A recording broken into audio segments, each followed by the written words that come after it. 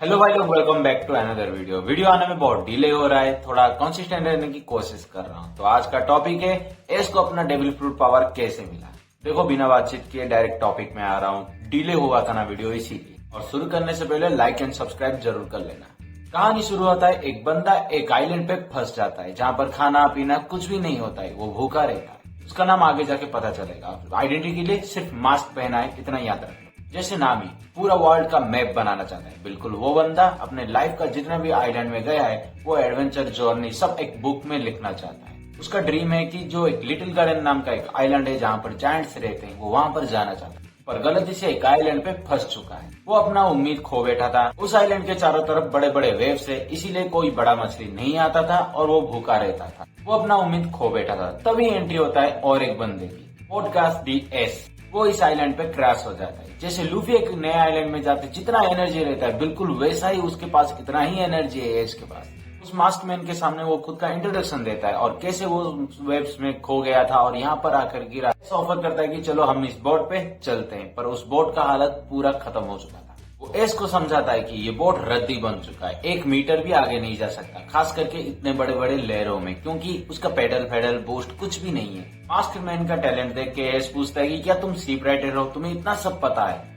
Actually ये basic चीज है जो एस को पता नहीं था। उसे नया नया लग रहा है, बिल्कुल लूफी की तरह। वो उसका हेल्प मांगता है कि कुछ और चीजें ढूंढो ताकि हम एक नया बोट बनाए और यहाँ से निकल सके। पर वो मास्क मैन बताता है कि यहाँ पर कुछ भी नहीं है, चारों तरफ पानी ही पानी है, ना खाना पीना। एस तो सुनने का ही नहीं है। वो चलता है कुछ ढूंढने। अब लूफी की तरह एस है या फिर एस की तरह लूफी है, पता नहीं, या फिर दोनों ही एक जैसे हैं। दोनों एक सेकंड भी नहीं सुनते और अपना काम करते रहते हैं। एक्चुअली वो एक बड़ा शिप ढूंढ लेते हैं। वो मास्कमैन नहीं देखा था पहले, एस नहीं ढूंढा।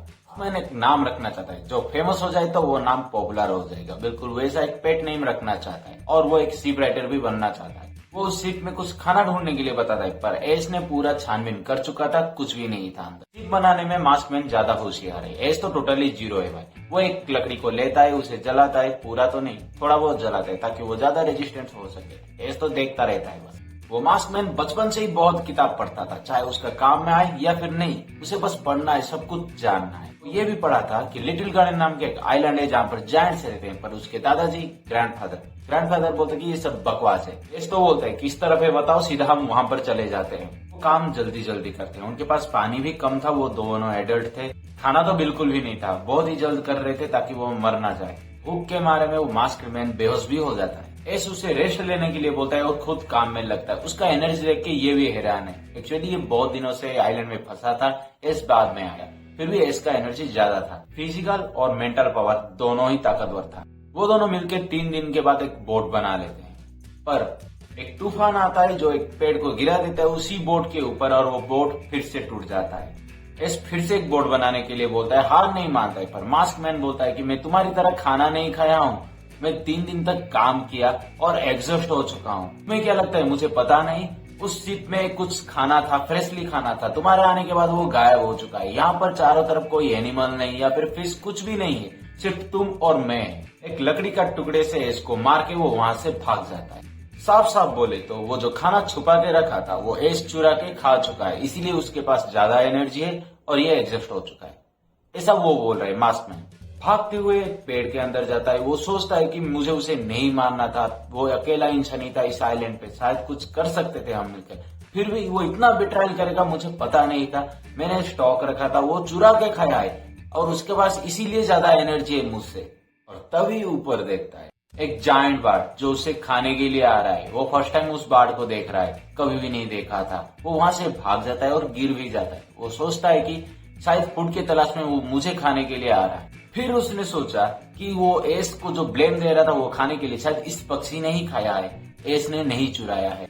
वो अपना गिल्टी फील करता है और सेक्रीफाइस होने वाला था। वो बार्ड जस्ट अटैक कर रहा था खाने के लिए, मुंह के पास आ गया था। तभी एंट्री होता है एस का। वो जो शिप था, उस शिप में एक बड़ा सा स्वॉर्ड था, वो जंग खा गया था।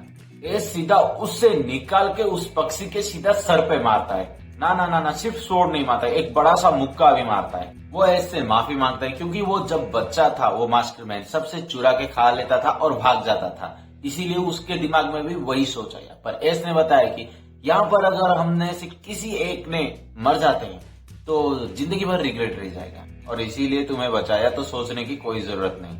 अभी कॉमेडी वाला थोड़ा सीन हो जाता है। एस को भी भूख लगता है। वो बोलता है कि अगर तुम्हें पायरेट बनना है तो बहुत दिनों तक भूखा रहना पड़ेगा और ऐसे ही मेंटेन करना पड़ेगा। तभी उस मास्क मैन को एक चेस्ट मिलता है। ये चेस्ट ऑटोमेटिक नहीं आया। जब एस ने बड़ा सा पंच मारा था उस बर्ड को, उसके मुंह से एक चेस्ट निकला था। ये वही चेस्ट है। एक ट्रेजर चेस्ट के अंदर एक फ्रूट। दोनों आपस में लड़ाई करते हैं। कौन खाने के लिए नहीं, एक दूसरे को दे रहे हैं। एक बोल रहा है कि तू ज्यादा भूखा है, तू खा ले।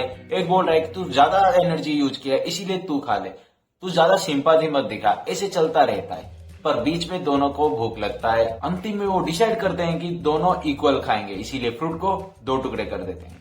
दोनों गॉड को शुक्रिया बोलते हैं और एक ही साथ खाएंगे डिसाइड करते हैं। जब खाने का वक्त आया तो वो मास्कमैन रुक जाता है और एस खा लेता है। वो मास्कमैन बताता है कि मैंने थोड़ी देर पहले मरने की तैयारी पे था, मुझे रिग्रेट था कि मैं कुछ भी नहीं कर पाया, पर अभी डिसाइड कर रहा हूँ कि मैं जो कुछ भी चाहता था, जो एडवेंचर जर्नी सब कुछ लिखना चाहता था बुक में, और शिप राइटर भी जो बनना चाहता वो जरूर बन के रहेगा और ऐसे किसी पे डाउट नहीं करेगा, खास करके एस पे।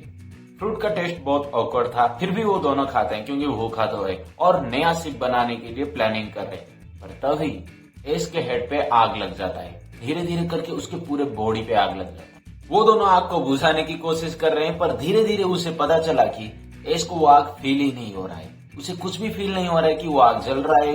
वो सीधा उस आग को कंट्रोल कर लेता है और जैसे बंदूक में हम गोली मारते हैं बिल्कुल वैसे ही उस आग को रिलीज करता है, यूं बोलो अटैक करता है। तभी जाके उन्हें पता चलता है कि वो एक डेविल फ्रूट था और एस सोचता है कि फाइनली मुझे भी मिल चुका है एक डेविल फ्रूट पावर, मेरे छोटे भाई सोचता है। और ये भी सोचता है कि रबर से ये काफी ज्यादा बेहतर है बैटल के लिए। हाँ, वो लूफी को याद कर रहा है क्योंकि लूफी को बचपन से ही गोमू गोमिनो मिल गया था। एस बताता है कि शायद जो बंदा पहले खाया इस फ्रूट को उसे ही ये पावर मिला क्योंकि तुम्हें नहीं मिला। मास्कमैन ज्यादा चालाक था। वो एक ऐसा बोर्ड बना रहा था कि जो एस का जो फायर फ्लेम था वो उससे कंट्रोल करके बूस्ट की तरह ही इस्तेमाल कर सके। दोनों मिलकर उस पुराने बोर्ड से लकड़ी लेके एक नया बोर्ड बना रहे थे। तभी वो बोर्ड वापस आ जाता है। रात दिन मेहनत करके एक नया बोर्ड बना लेते हैं। जो एस का जो पावर है फ्लेम पावर, उसके जरिए वो बोर्ड चलेगा। चलने से पहले उस बोर्ड को एक नाम देना था, द स्ट्राइकर। ये टोटली बूस्ट की तरह काम कर रहा था और जितने बड़े बड़े वेव्स तक कोई फर्क नहीं पड़ रहा था। दोनों निकल जाते हैं, पर फिर से एक बार नहीं बहुत सारे अपने झुंड को लेके आ जाता है और अटैक करता है। एस लड़ने के लिए तैयार हो जाता है, पर मास्कमैन उसे नहीं बोलता है क्योंकि अगर ये यहाँ से गिरा तो नहीं तैर पाएगा, डेविल फ्रूट तो खा चुका था। एस बोलता है कि तू है किस लिए, तू मेरा नया क्रूमेट है और इस जगह पे तुझे चूज किया हूँ, ये बहुत हैरान हो रहा है। फिर भी अगर मैं गिरा तो तू है ना, मुझे बचा लेगा। और फिर इस्तेमाल करता है फायर फिस्ट। वहीं पर देखने को मिला एस का फर्स्ट फायर फिस्ट, पूरा झुंड को आग लगा दिया। एस पानी में गिर रहा था पर मास्कमैन ने बचा लिया। मास्कमैन जो बोल रहा था अभी तक, वो खुद का नाम रखता है, जो पेट नेम बोलते हैं, जो फेमस हो जाएगा। अगर ये एस है, अपना कैप्टन है, तो मैं ड्यूस हूँ। खुद का पेट नेम वो ड्यूस रखता है और वो बहुत सारे जर्नी करते हैं और बहुत सारे क्रूमेट भी ले लेते हैं। उसके बाद वो बड़ा सा शिप बनाते हैं, बहुत सारे क्रूमेट्स के साथ बहुत आइलैंड जाते हैं और डेली जो होता था वो सब कुछ ड्यूस लिखता था अपने जर्नल में। वो न्यू वर्ल्ड में एंटर करते हैं। तभी ड्यूस बोलता है कि एस तू सही कर रहा है ना, मैं पहले से ही तुझ पे भरोसा कर रहा था, जो बोल रहा था वही कर रहा हूँ, पर जो सोच रहा है अभी तू वो सही है ना।